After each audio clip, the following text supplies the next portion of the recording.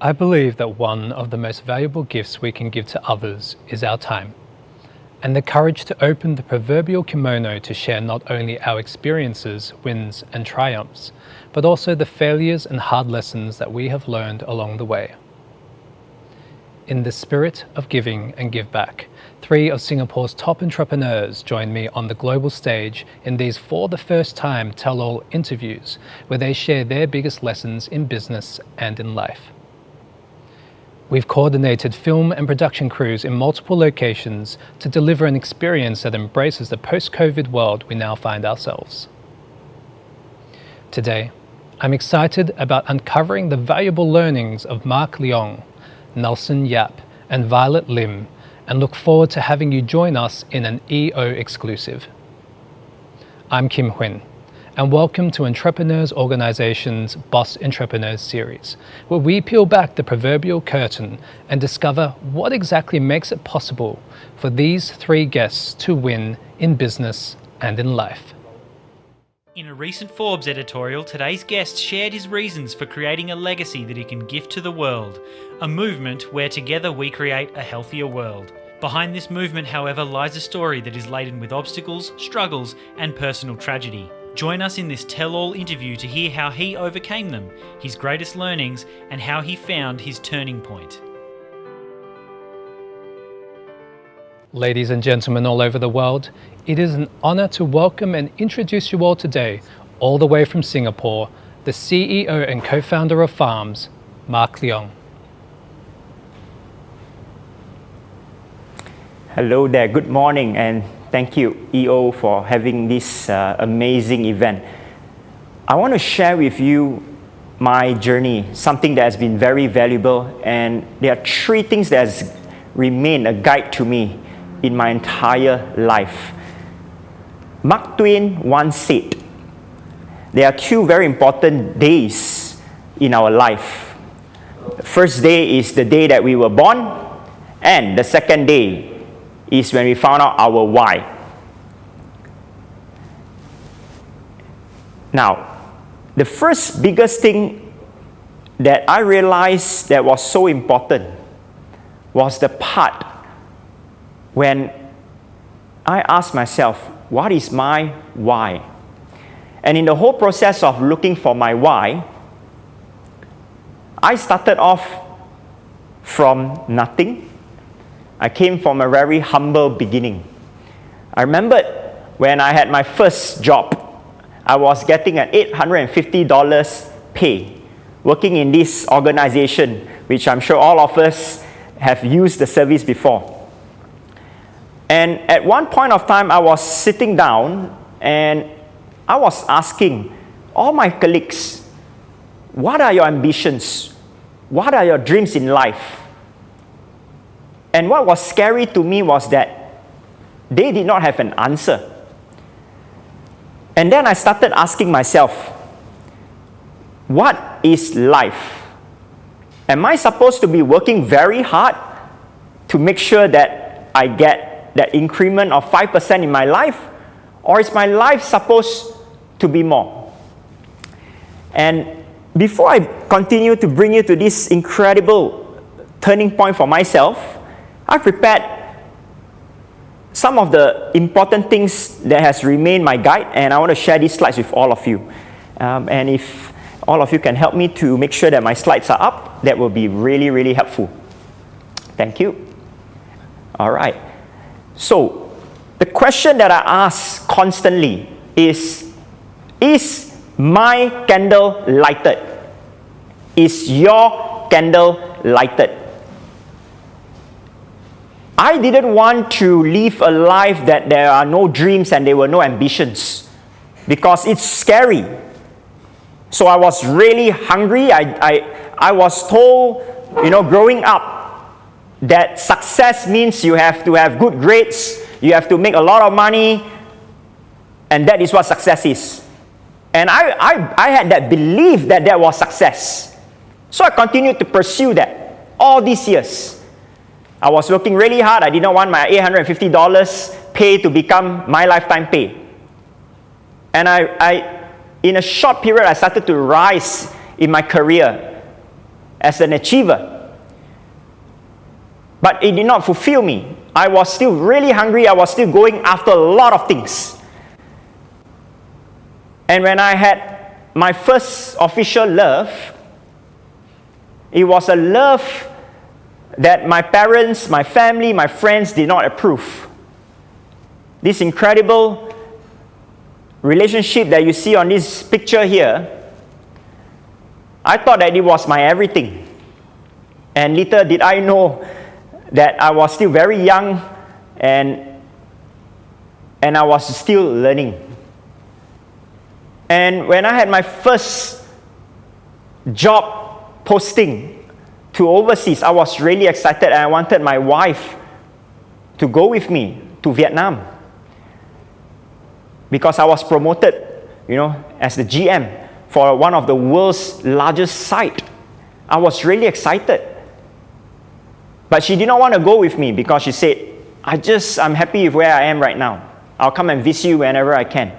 I thought it was okay, so I continued to focus a lot on my career. And eventually, I found out that my ex-wife was having an affair. Being in a foreign country, trying to build my career, trying to be somebody, trying to make my family proud. And when I found out about this, it was really hard to swallow. I went into depression. And something that I've not shared to all the interviews, even Forbes, New York Times, was that I went into a depression to a stage that I wanted to end my life. There was one night that I was standing in the balcony of my house. I wanted to jump down.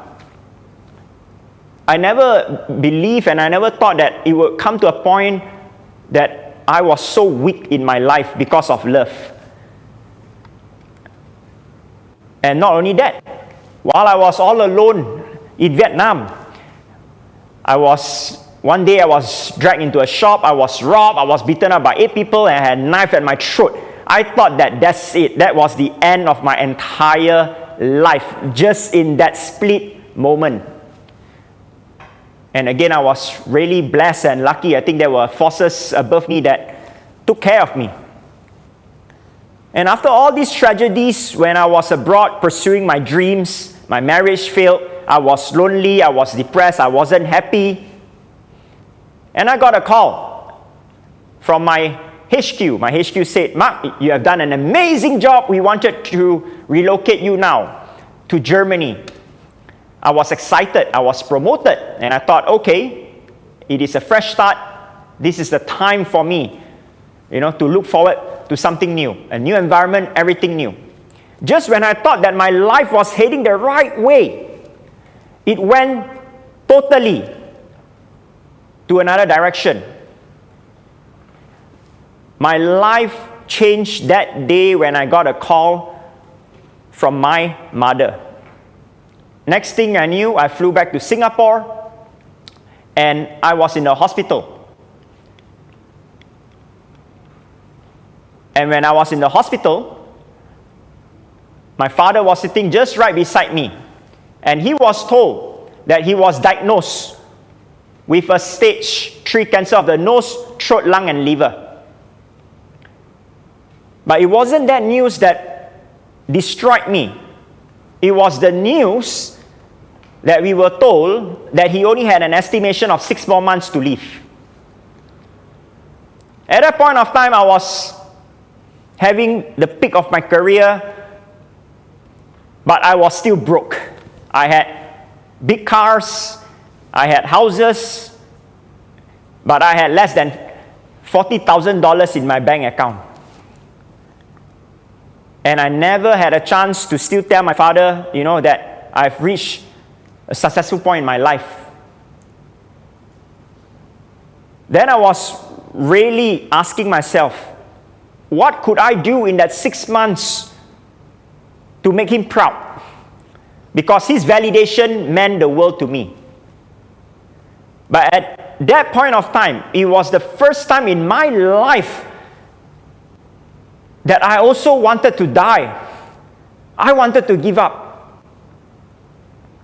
I felt embarrassed of myself as a son for being a failure, for being in a position that my father could not even, or my family could not even say that they are so proud of what their son have become.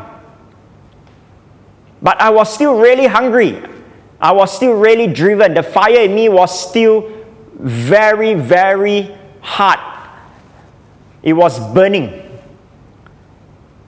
And then I was desperate because that 6 months was so important to me that I decided that I needed to look for a cure for my father. That was where I decided to leave my corporate world and I started my business with the remaining savings that I had, which was $150,000, everything in. I swapped all my credit cards, thinking that it was something that we were passionate about because it was at the same time trying to cure my father through alkaline food, through nutrition. And I thought that this was something that will benefit every single person there, out there.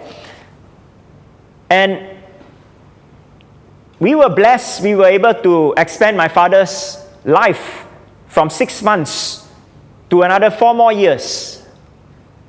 But during that whole process, my business suffered losses of $15,000 each month with 1 year of no salary.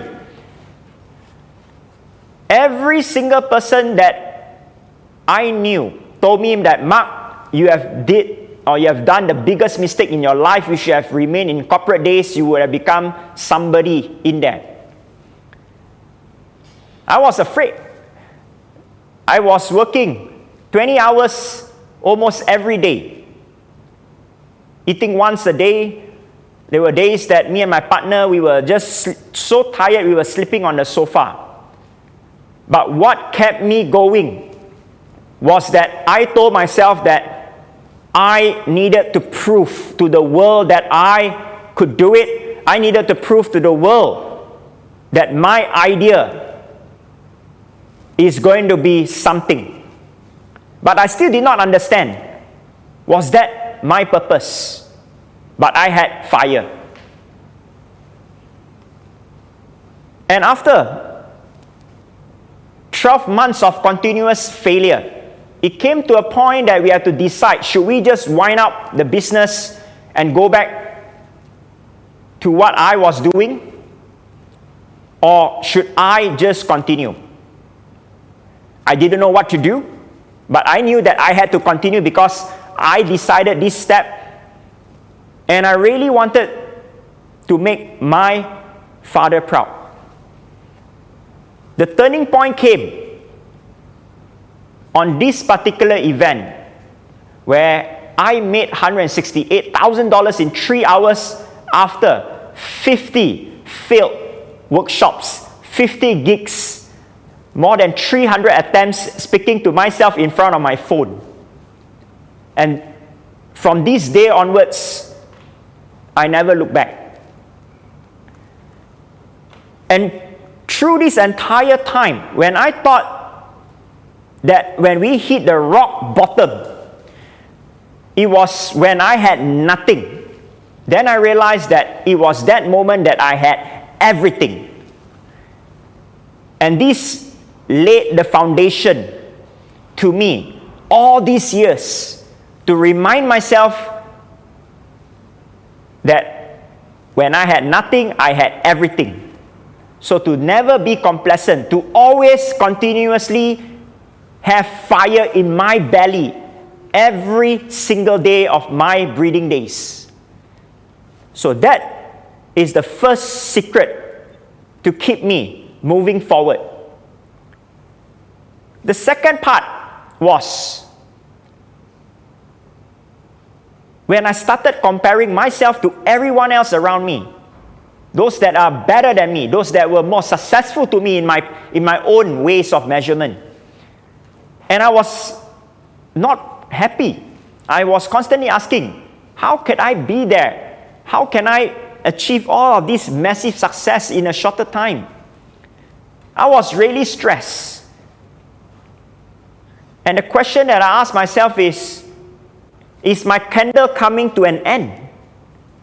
Because I realized that time is moving so fast compared to my younger days. I did not even have a time to breathe. And just for you to know, I'm a dyslexic person. I had bad grades in my entire schooling days. You only turn around when I hit the age of 14. I got rejected 5 times by 5 publishers when I said that I first wanted to publish my book.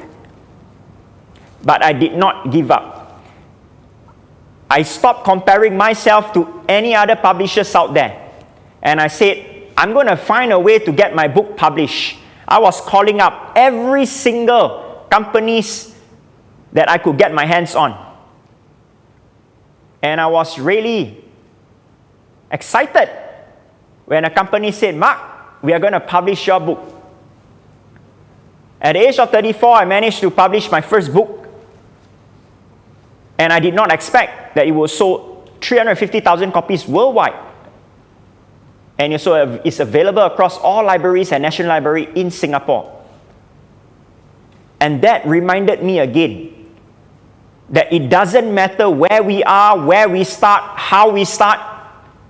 What is important is that, are we running our own race? All those years I was comparing myself with everyone else. That was something that I did so wrong in my life because I wasn't focusing on myself. I wasn't running my own race. What I was doing was that I kept running on the track by looking back and by looking at the people around me. I wasn't looking forward. And when I hit my first million, I thought that was what success meant. I thought that would give me happiness. Surprisingly, I did not feel happy. And I said, I want to set then my next million. And I was chasing from 1 to 3 to 5 to 10 to 20. Yet, every 6 months, at night, I would ask myself, why am I not happy? Then I eventually realized that happiness is not something that is measured in our bank account. But I discovered my happiness was a sense of meaning, a sense of significance, a sense of fulfillment. And I've never felt happier ever in my life until I gave light to 50 families in Cambodia. Then I started to ask myself very different questions of what am I after in my entrepreneurship journey or in my life. So the takeaway for me in point number 2, apart from having fire in our belly that is so important, is that I should never have compared myself to many people out there because I have to focus on my own race. And that brings me down to the third secret. The length of our candle doesn't represent how bright we shine. Colonel Sanders of KFC achieved success only at the age of 70. And it doesn't matter when we start. It only matters how we end. And throughout my whole journey, people constantly ask me, Mark, what is it that keeps you driven? What is it that keeps you moving forward? You have achieved everything. I said, no, I have not. I'm still pursuing things. But in the eyes of many, whenever I ask them, what do you think of me? They say, Mark, you're very successful. So I'm really curious, what gets you moving forward? And the question is, I was looking for this answer. How can I continuously reignite my fire? There are days, there are moments in my whole entrepreneurship journey that I lost track. I started to focus a lot on building more money. And I did not enjoy it as much as before I even hit my first million back then. Then I was wondering, is this something wrong with me? Is it that I became complacent? And these are the things that help me remind why my journey is important. My family lost everything when I was 6 years old.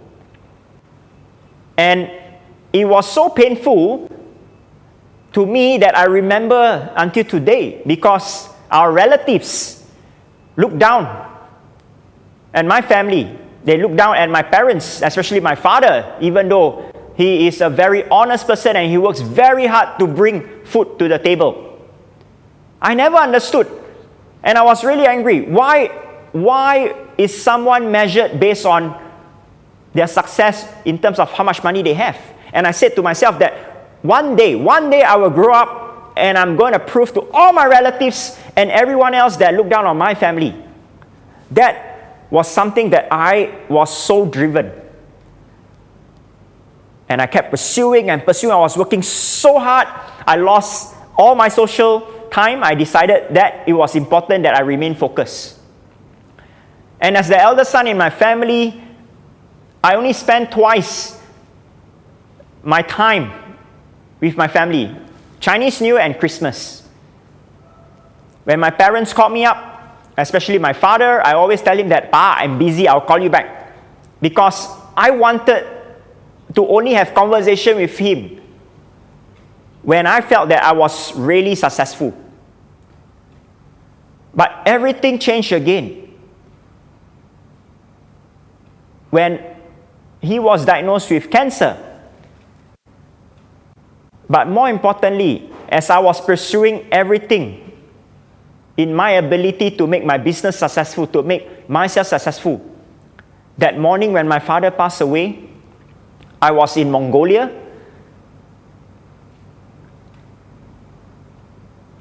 And when I got a call, my mother said, "Appa has left us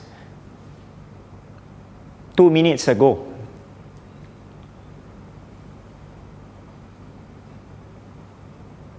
And I did not have a chance to tell my father all those years, or even that 4 years that he was blessed with an extension of life. Everything that I wanted to say, because I was just waiting for that perfect moment. And this was the time that I would never forget, and this was the time that I have to live with the regrets, unfortunately, until today. My father just had his birthday 3 days ago. He has left us more than 6 years now. And there is never a day in my life that I wish that I could have done things very differently when he was still breathing. And the thing about what kept me moving forward, how do I constantly reignite my flame, is that I tell myself that everyone in our life is like a candle. The candle is burning and it is getting shorter and shorter each day. I've missed that opportunity when my father was alive to make him proud. I missed the opportunity in life to bring him for that holiday that he always wanted to. More importantly was that all those years, my father always said to me, "Mark, I believe in you. One day you will make our whole family proud." I never had a chance to ask him, "Did I make you proud, Pa?" So after losing him, I tell myself that I wanted to make my mother proud while she's alive.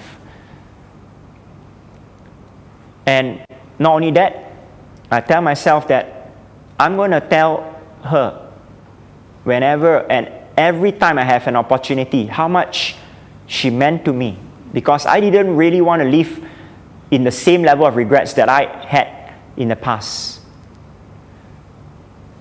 So this is what constantly reignites my fire, thinking about the people around me, that their time is running out. And it was then I realized that it's not about impressing people around us. It's not about the world. It's not about meeting that guideline of success of what the society deems success is. But it has to be more than that. It has to be our inner self-awareness, our inner self sense of fulfillment. The other motivation that constantly kept me going in my entrepreneurship journey, just when I thought that everything was sailing so smoothly, when COVID hit me last year, it was a surprise. We were never prepared for it. I never had a backup plan. And it was also my first baby that was born. And I said to myself that I have to make sure that I continue to preserve the success for my wife and for my child. And I was looking for alternatives. I was looking for ways to pivot. And again, it gave me a sense that I am doing something new. It was really, really exciting. And it reminded me again that I should not be feeling that I'm on top of the mountain, but rather I am continuously learning in life. Because the moment when I felt that I knew everything, I've already reached the pinnacle of the mountain, and that will be my downfall. So I constantly remind myself that I am in a journey of learning. There's so many things to learn, and there's so many ways for us to do things. But my immediate family was my focus. The third thing that kept me reigniting my fire is when I go to schools to give talks to teachers and children and parents, and I see these are the food that is served in our school canteen. In primary school, in secondary schools, in universities. And I felt tremendous anger because it is this same sort of food that was served to my father in hospital. It is the same type of foods that are served across the entire country for all our children, and they grow up having obesity, health conditions, and nobody knows what happened. And then we tell everyone, buy insurance. I ask myself, what is the people in the Ministry of Health doing? But instead of asking, I said, what can I do? What can my organization do to make a difference? Because I did not want my daughter or my children to go to school and eat this food. And I want to change that. So, from starting out with negative 15,000 a month, we turned it to 85,000 per annum, to 1.2, and eventually to 8 figures when I hit 36. It is not about the money that I was after that brought me to this level that I realized. It was my why. My why that has kept me moving forward. My fear that I would never have a chance to celebrate my life journey with my mother when she has that remaining candle burning. My fear that my daughter will be eating junk food at school. And of course, while I was traveling around the world, I see there are so many countries, so many people that are less privileged than I am.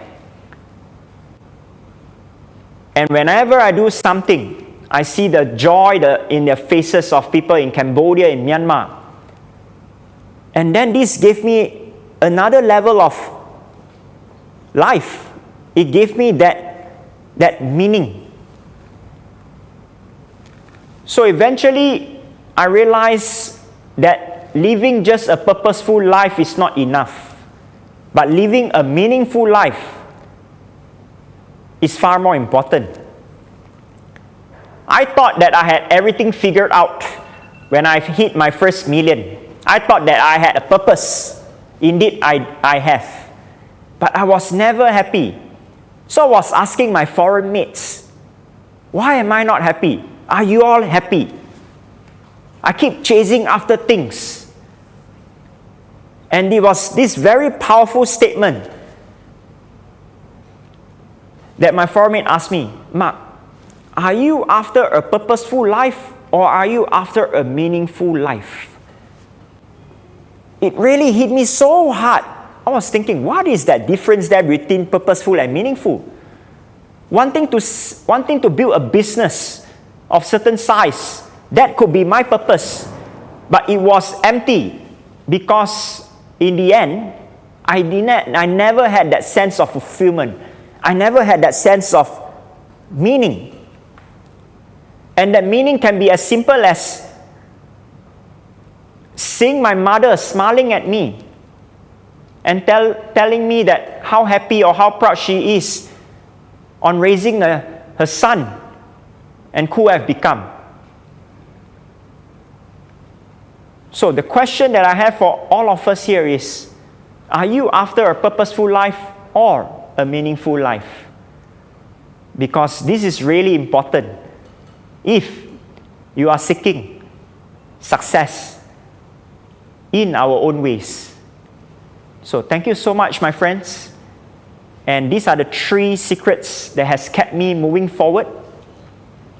The fire that is so important no matter what stage we are in life. Because when the fire gets put away, it means nothing anymore. So keep your fire burning. Keep your flame burning. The second thing is always never to compare yourself with anyone else because we are constantly running our own race. And the third thing that I constantly remind myself is that never ever let my fire goes off. I have to keep reigniting it. I have to keep questioning, what is my meaning that I'm after? What is that purpose that I'm after? And it will change over time. I thought that I had all figured out at a certain age. And every year it still changes. So I hope my story will inspire you and remind you of what is important to you, whichever stage you are in life right now. Thank you so much. Mark, thank you so much for sharing your story.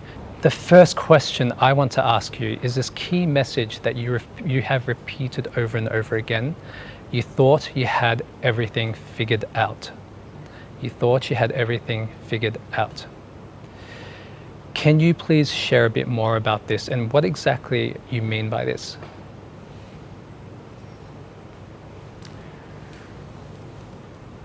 I thought that, again, right, money, I've been raised in the environment, the people surrounding me telling me that success is about being a millionaire, it's about, having certain position, owning properties, having big cars, and I thought that was what success is. I thought that after achieving all of these materials and status means I figured it out.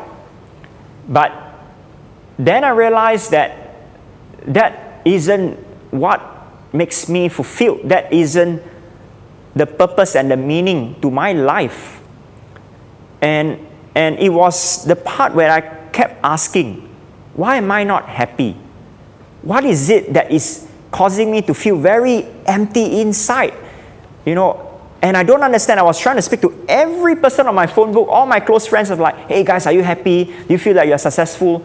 And I constantly get very different answers. So then I was like, okay, I thought that I had all the answers in life, but oops, I was wrong. And I'm still figuring out even until today, right?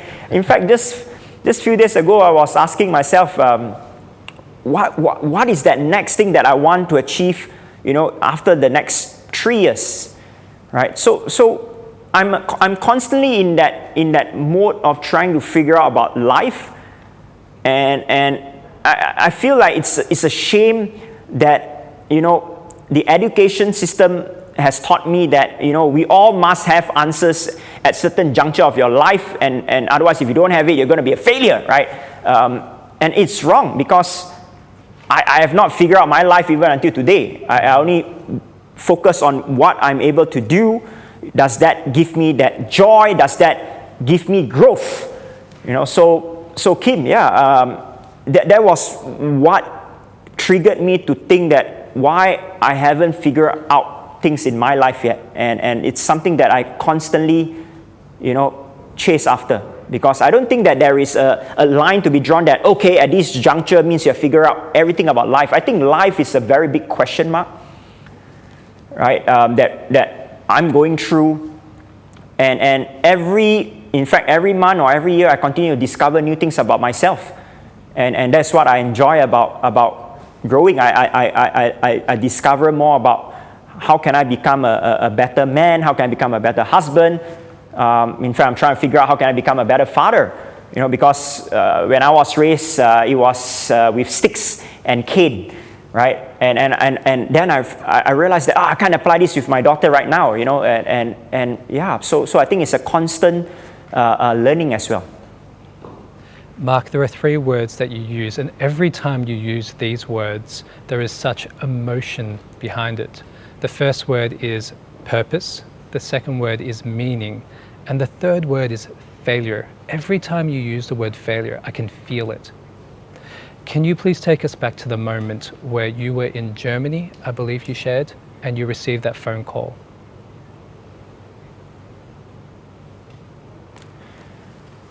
I viewed myself back then as a failure, and I've stopped using these words in the last 6 years of my life, and I can tell you words are really powerful. So, you know, what are the words that we choose to use is so important, because that defines us. Words are way powerful. But back then, when I was in Germany, I viewed myself as a failure because I was holding a very high position in the company. I had the materials, but I was broke. You know, I was living paycheck to paycheck, right? Everything looks very beautiful on the outside, but every time when my salary comes, like probably 80% or 90% of it goes to the bills, leaving only 10%. And even for me at that stage, when I got that call from my mother, I wanted to fly back. I realized that I did not even have that financial freedom, that ability, okay, not only to get myself on a, you know, comfortable flight back so that I can be fresh when I go to the hospital.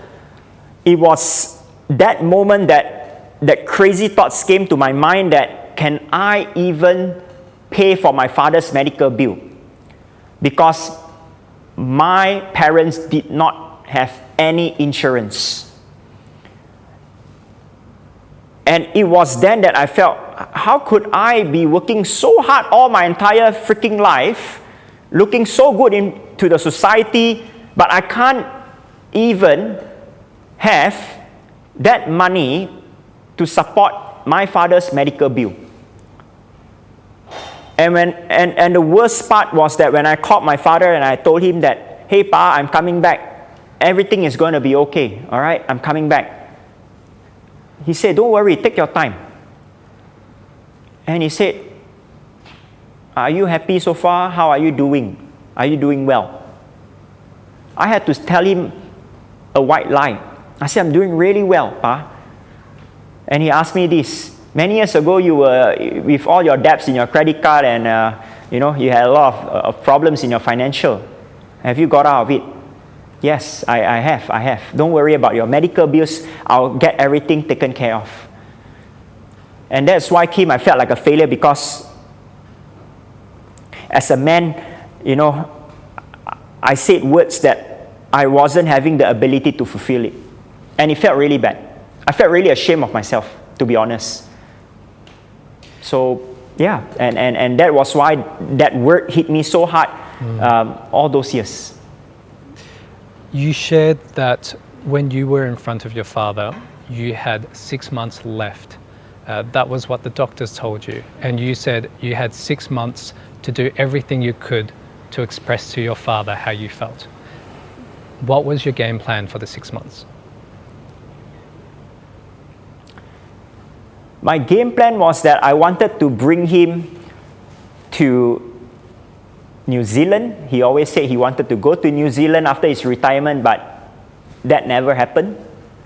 And I thought that, you know what, after my business has turned around, you know, I'm going to bring him for a good holiday, you know. But during that whole process, I never thought that entrepreneurship was so challenging, right? So after we hit our first million, then we say, okay, now how do we scale to 5, right? And then we had people problems, and I was really, you know, just flooded and buried with work every single day, right? And it was so important for me that I don't fall behind of what we have built, that fear of losing everything again. So the game plan I told myself is this. I said, I'm gonna give myself 1 year, right, to bring it from 1 million to 5 million, and after that I'm going to bring my whole family and my father to a beautiful trip in New Zealand, and I'm going to bring him, you know, to one of the beautiful lakes and just have a very heart-to-heart talk with him and to apologize to him. Those times when he was all alone and I never cared about how he felt. And the time that there was once that I lashed out on him and I said that, you know, he could have done better for our family. He could have made all of us be successful.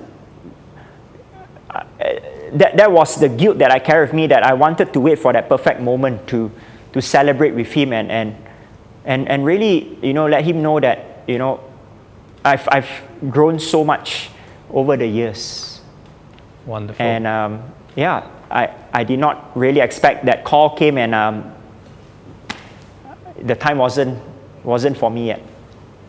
Mark, we have time for one final question and then we will close. When I first received the brief to talk to you, the topic was the turning point, and my first reaction was it's a turning point in business. But it almost seems like when you talk about the turning point, it goes beyond business. It goes beyond entrepreneurship. It talks about life. If you had one message to leave with everyone, what would that one message be? Oh, this is a tough one. What would that message be? Live your life with a sense of fulfillment. That will be the one message that I will leave everyone with. And again, you know, I thought that I had everything. Then I realized that it's just that constant, you know, race of trying to get more things, and you know, whenever I get more, it's still not there. And because I never realized that I was really looking for a sense of fulfillment.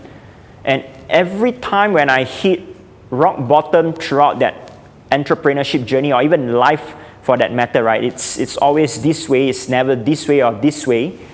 And again and again, you know, I reminded that it doesn't matter which stage are we hitting, but it is more important that do we feel fulfilled. So this has been the turning point for me at every stage of my business. And I hope that this is something that for all of us that can help you as well in whichever stage of life you are right now, and as well as your entrepreneurship journey. Mark, thank you so much for sharing your story and your life experiences. We really appreciate it. Thank you. It's a pleasure to share with all the EOers and yourself, Kym, as well. Thank you so much for putting this together.